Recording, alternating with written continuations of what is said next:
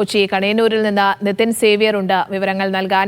നിതിൻ, തിരുവനന്തപുരത്ത് എന്ന് ഷിജോ പറയുകയായിരുന്നു, അവിടെ ഈ ഒരു വിഭാഗം എല്ലാവരും ഭൂരിഭാഗം ആളുകളും സമരത്തിൽ പങ്കെടുക്കാൻ തന്നെ, പണിമുടക്കിൽ പങ്കെടുക്കാൻ തന്നെയാണ് സാധ്യത. കാരണം ഇപ്പോൾ സമയം 9:18 ആയിരിക്കുന്നു. ആളുകളൊക്കെ തന്നെ, അതായത് ജീവനക്കാരൊക്കെ തന്നെ ഓഫീസുകളിലേക്ക് എത്തേണ്ട സമയമായിട്ടുണ്ട്, അധ്യാപകർ സ്കൂളിൽ എത്തേണ്ട സമയമായിട്ടുണ്ട്. അപ്പോൾ അവിടെ ആളുകളൊക്കെ എത്തിയിട്ടുണ്ടോ? എങ്ങനെയാണ് അവിടുത്തെ ഒരു പണിമുടക്കിന്റെ സാഹചര്യം?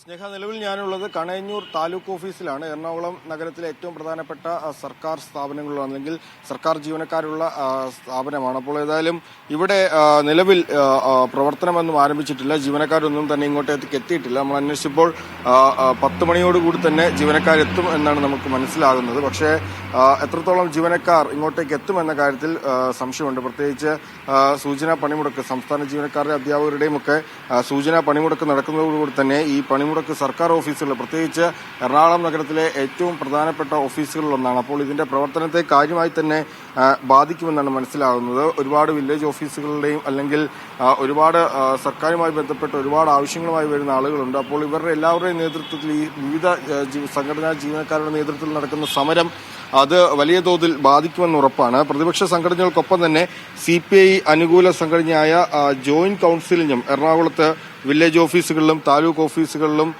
കളക്ടറേറ്റിലും മൃഗസംരക്ഷണ ഓഫീസുകളിലുമൊക്കെ വലിയ സ്വാധീനമുണ്ട്. അതുകൊണ്ട് തന്നെ എറണാകുളത്ത് സമരം, ഈ ജീവനക്കാരുടെ സമരം അത് വലിയ തോതിൽ ബാധിക്കും. ഈ സർക്കാർ ജീവനക്കാരുടെ ആനുകൂല്യം കിട്ടാനുണ്ടെങ്കിലും സർക്കാരിന്റെ വാക്ക് വിശ്വസിച്ച് സമരം ചെയ്യുന്നില്ലെന്നാണ് നിലവിൽ ഈ CPM അനുകൂല സംഘടനകൾ പറയുന്നത്. ഡയസ് നോൺ പ്രഖ്യാപിച്ചിട്ടുണ്ടെങ്കിലും പക്ഷേ ഈ സമരത്തിൽ പങ്കെടുക്കാൻ തന്നെയാണ് ജീവനക്കാരുടെയൊക്കെ തീരുമാനം. പ്രധാനമായും ഈ പങ്കാളിത്ത പെൻഷൻ പദ്ധതി പിൻവലിക്കാനുള്ള സർക്കാർ തീരുമാനം നടപ്പിലാക്കി പഴയ പെൻഷൻ പുനഃസ്ഥാപിക്കുക, 12ാം ശമ്പള പരിഷ്കരണ നടപടികൾ ആരംഭിക്കുക തുടങ്ങി വിവിധ ആവശ്യങ്ങൾ ഉന്നയിച്ച് മെഡിസബ് സർക്കാർ ഏറ്റെടുക്കുക അടക്കമുള്ള ഈ ആവശ്യങ്ങൾ ഉന്നയിച്ചാണ് നിലവിൽ ഇവിടെ പണിമുടക്ക് നടത്തുന്നത്. നിലവിൽ കണയന്നൂർ താലൂക്ക് ഓഫീസിലേക്ക് ജീവനക്കാരും തന്നെ എത്തിയിട്ടില്ല. ഇവിടുത്തെ ഓഫീസ് മുറികളോ ഒന്നും തന്നെ തുറന്നിട്ടില്ല എന്ന് നമുക്ക് മനസ്സിലാകുന്നുണ്ട്. ഏതായാലും 10 മണിയോടുകൂടി തന്നെ സർക്കാർ അനുകൂല ജീവനക്കാർ ഇങ്ങോട്ടേക്ക് എത്തും എന്നാണ് നമുക്ക് മനസ്സിലാകുന്നത്. എങ്കിലും ഇവിടെ ഈ ജോയിന്റ് കൌൺസിലിന്റെ അടക്കം നേതൃത്വത്തിൽ വലിയ സമര പരിപാടികളിലൊക്കെ പ്ലാൻ ചെയ്തിട്ടുണ്ട്. 10:00 തന്നെ ഇതൊക്കെ തുടങ്ങുമെന്നാണ് ആരംഭിക്കുന്നത്. പക്ഷേ കണയന്നൂർ താലൂക്ക് ഓഫീസിന് മുന്നിൽ നിന്നാണ് നിതിൻ സേവ്യർ വിവരങ്ങൾ പങ്കുവച്ചത്. അവിടെ ഇത്ര നേരമായിട്ടും ആളുകളൊന്നും തന്നെ എത്തിയിട്ടില്ല. അതായത് സർക്കാരിന്റെ ഡയസ് നോൺ പ്രഖ്യാപിച്ചിട്ടുണ്ടെങ്കിലും അതിനെ ഒന്നും വകവയ്ക്കാതെ തന്നെ സമരത്തിന്, പണിമുടക്കിന് പൂർണ്ണ പിന്തുണ നൽകി ജീവനക്കാർ മുന്നോട്ട് പോകുന്നു എന്ന സൂചനയാണ് അതിൽ നിന്ന് തന്നെ മനസ്സിലാകുന്നത്. കോട്ടയം കളക്ടറേറ്റിൽ ജോസി ബാബു ഉണ്ട്. അവിടേക്ക് ജോസിയുടെ അടുത്തേക്ക് പോവുകയാണ്. ജോസി, നിതിനും ഷിജോയും ഒക്കെ പറയുന്നത് ഭൂരിഭാഗം ജീവനക്കാരും സമരത്തിന്, പണിമുടക്കിനൊപ്പം തന്നെ ഇന്ന് കോട്ടയം കളക്ടറേറ്റിലെ അവസ്ഥ എന്താണ്?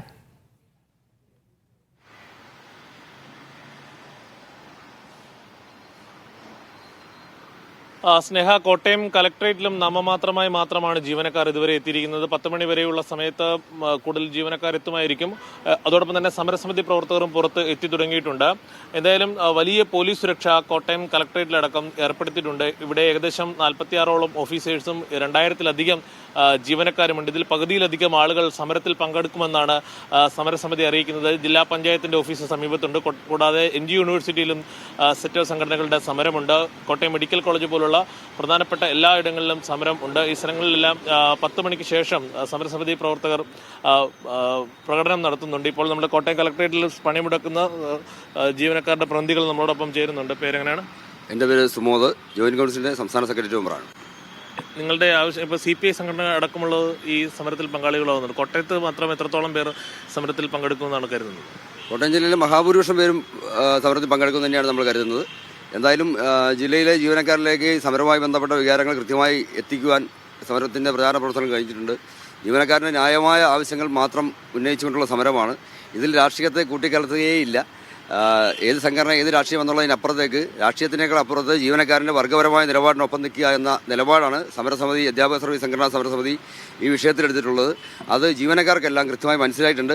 ചില വിലങ്ങുകളുടെ പേരിൽ കുറച്ച് പേർ സമരത്തിൽ മാറി നിന്നേക്കാം. എന്നാൽ പോലും ഈ സമരത്തെ ജീവനക്കാർ ഏറ്റെടുത്തിട്ടുണ്ട്. സമരം വൻ വിജയമായിരിക്കും. ഇത് സർക്കാരിൻ്റെ കണ്ണ് തുറപ്പിക്കുവാൻ വേണ്ടിയുള്ള സമരമാണ്. കണ്ണ് തുറന്ന് ഇടതുപക്ഷ ബോധ്യത്തോടെ, ഇടതുപക്ഷ മനസ്സോടെ തീരുമാനങ്ങൾ എടുക്കുവാൻ ഈ ഗവൺമെൻറ് കഴിയണം എന്നാണ് ഇതുമായി ബന്ധപ്പെട്ട് പറയാനുള്ളത്.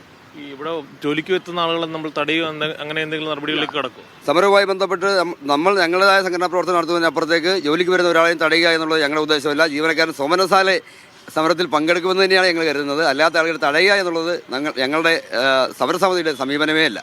CPM അനുകൂല സംഘടനകൾ സർക്കാരിൽ പ്രതീക്ഷ അർപ്പിച്ചപ്പോഴും ഈ സമരത്തിൽ നിന്ന് വിട്ടുനിൽക്കുകയാണ്. അവരോട് നിങ്ങൾക്ക് എന്താണ് പറയാനുള്ളത്? നമുക്കതാണ് പറയാനുള്ളത്. ഇത് അവർ പറയുന്നത് എപ്പോഴും ഇത് രാഷ്ട്രീയ പ്രേരിതമായ സമരമാണെന്ന്. ഞങ്ങൾ ഇതിനെ കാണുന്നത് വർഗ്ഗപരമായ സമരമായിട്ട് തന്നെയാണ്. ഒരിക്കലും അല്ലാതെ ഏത് അനുകൂലം, CPM അനുകൂലമോ CPI അനുകൂലമോ കോൺഗ്രസ് അനുകൂലമോ എന്നതല്ല. നമ്മൾ ജീവനക്കാർ പ്രധാനം ചെയ്യുന്ന സംഘടനയാണ്. അതുകൊണ്ട് ജീവനക്കാരൻ്റെ വികാരത്തോടൊപ്പമാണ് നിൽക്കേണ്ടത്. അതുകൊണ്ട് നിങ്ങളും ഞങ്ങളോടൊപ്പം സമരത്തിൽ പങ്കെടുക്കണം. ഈ പണിമുടക്കം ജീവനക്കാർക്ക് വേണ്ടിയുള്ളതാണ്. അവൻ്റെ പങ്കാളിത്ത പെൻഷൻ അടക്കം പിൻവലിക്കാനുള്ള മുദ്രാവാക്യം ഞങ്ങൾ ഒന്നിച്ചാണ് 2012 മുതൽ 16 വരെ വിളിച്ചിരുന്നത്.